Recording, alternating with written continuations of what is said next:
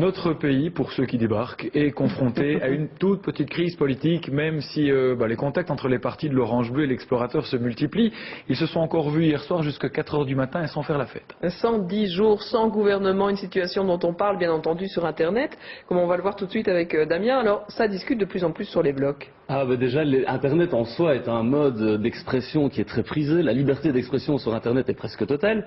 Et c'est vrai qu'on avait déjà vu ça, par exemple, pendant la campagne présidentielle en France. Il y avait eu beaucoup de blogs qui avaient été créés et les gens avaient commencé à discuter beaucoup. Et chez nous, en Belgique, c'est encore pire depuis le 10 juin.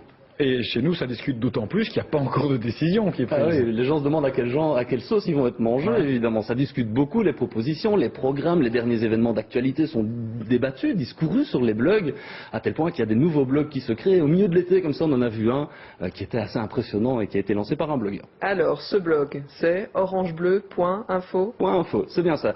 C'est Baudouin qui a lancé ce blog en se disant, eh bien, on va faire un blog pour montrer que nous aussi, simples citoyens, nous attendons qu'un gouvernement se forme. Et nous attendons.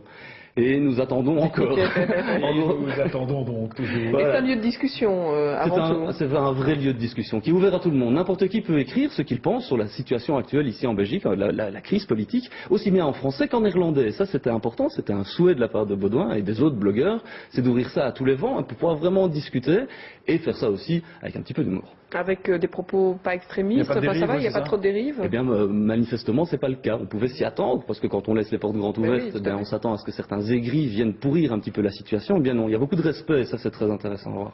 Et on trouve même des photos aussi. Alors là, elles sont assez amusantes. C'est vrai que sur ce thème orange-bleu. Voilà, ça c'est le thème orange-bleu. Et donc, le but c'était de se dire, quand on en voit quelques-unes à l'écran, là, c'est ça qui c'est marrant. Vous passez quelque part, il y a de l'orange et du bleu. Voilà, et donc avec un mot-clé qui est orange-bleu 2007, tous les blogueurs qui s'amusent peuvent prendre des photos comme ça sur le thème orange-bleu, et tous les jours on publie quelques petites photos. Il y en a déjà plus de 200 qui ont été publiées avec ce mot-clé-là.